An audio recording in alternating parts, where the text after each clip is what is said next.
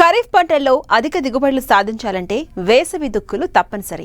చాలా మంది రైతులు తొలకరి వర్షాలకు వ్యవసాయ భూములను దున్నుతూ ఉంటారు. అలా చేయడం వల్ల భూమిలో నీరు ఇంకిపోకుండా బయటకు వెళ్తుంది. ముందుగానే వేసవి దుక్కులు వేస్తే భూమి కోతకు గురికాకుండా ఉంటుంది. ప్రస్తుతం వానాకాలం దగ్గర పడుతుంది. ఖాళీగా ఉన్న భూముల్లో రైతులు వేసవి దుక్కులు చేయడం వల్ల కలిగే ప్రయోజనాల గురించి తెలియజేస్తున్నారు శాస్త్రవేత్త రాజశేఖర్.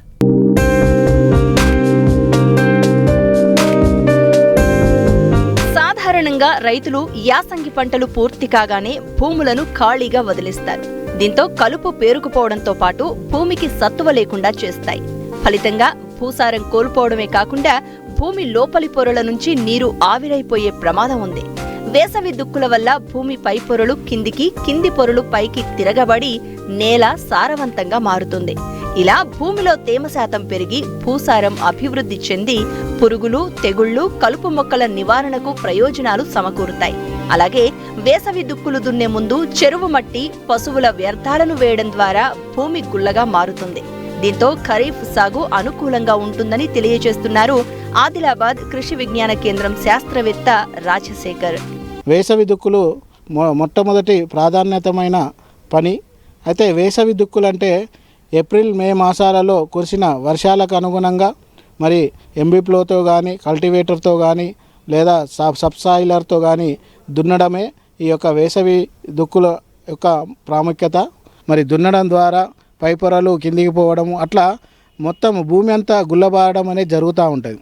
ఈ గుల్లబారడం వల్ల చాలా లాభాలు ఉంటాయి. ముఖ్యంగా మరి ఈ యొక్క కీటకాలకు సంబంధించిన ప్యూపాలు మరి ఎండవేడిమికి చనిపోవడము, అదేవిధంగా సూక్ష్మజీవులు, కోట్లాది కొలది సూక్ష్మజీవులు మన భూమిలో ఉంటాయి కాబట్టి ఆ గుల్లబారడం ద్వారా వాటికి ఆక్సిజన్ లాంటివి అందడము, తద్వారా అవి బతకడానికి ఉపయోగపడడం అనేది జరుగుతుంది.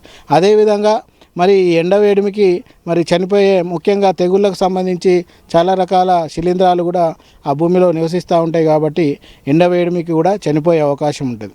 ఇంకా అతి ముఖ్యమైనది ఏంటంటే మరి అప్పుడప్పుడు ఈ వేసవి దుక్కులు సరిగా చేయకపోవడం వల్ల ఈ యొక్క గడ్డి జాతి తుంగ కానీ, గరక కానీ ఇట్లాంటి గడ్డి జాతికి సంబంధించిన దుంపలు కానీ, విత్తనాలు కానీ భూమి పైపొరలోకి వచ్చి ఈ ఎండవేడిమికి చనిపోయే అవకాశం ఉంటుంది.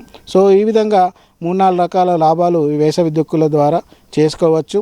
అదేవిధంగా మరి గుల్లబారడం ద్వారా వేరు వ్యవస్థ కూడా, ఎందుకంటే ప్రాథమికంగా ఏ పంటలో అయినా కూడా ప్రతి పంట యొక్క వేరు వ్యవస్థ అనేది సుమారుగా 20 రోజుల వరకు పెరుగుతూ ఉంటుంది. కాబట్టి మరి వేసవి దుక్కుల ద్వారా ఈ గుల్లబారడం, తద్వారా వేరు వ్యవస్థ లోపలికి పోవడానికి కూడా చాలా దోహదపడుతూ ఉంటుంది. అదేవిధంగా మరి వేసవి దుక్కులు అనేటిది ముఖ్యంగా ఈ మోల్డ్ బోర్డ్లో ఎంబీప్లో అంటాము, 35 HP ట్రాక్టర్తో కానీ 45 HP ట్రాక్టర్తో కానీ చేసుకునే అవకాశం ఉంటుంది. కాబట్టి మరి రైతులు కొద్దిగా ముందుగా ఒక 1 మంత్ విత్తనం వేసే 1 మంత్ ముందు చేసుకున్నట్టయితే బాగుంటుంది. ఇకపోతే ప్రతి 2-3 సంవత్సరాలకు ఒకసారి మరి 2 సార్లు సబ్సాయిలర్ అనేది ఉంటుంది. అది కొంత 50 సెంటీమీటర్ల లోపల పోవడం అనేది జరుగుతుంది. దాంతో ఏంటంటే ఇంకా భూమి గుల్లబారడానికి అవకాశం ఉంటుంది. సో ప్రతి సంవత్సరం అయితే ఎంబీప్లోతో చేసుకున్నా కూడా మరి 3 సంవత్సరాలకు ఒకసారైనా కూడా ఈ సబ్సాయిలర్ తోటి 45 HP ట్రాక్టర్ తోటి చేసుకున్నట్లయితే కొంత భూమి మంచిగా సారవంతత కూడా చేసుకునే అవకాశం ఉంటుంది.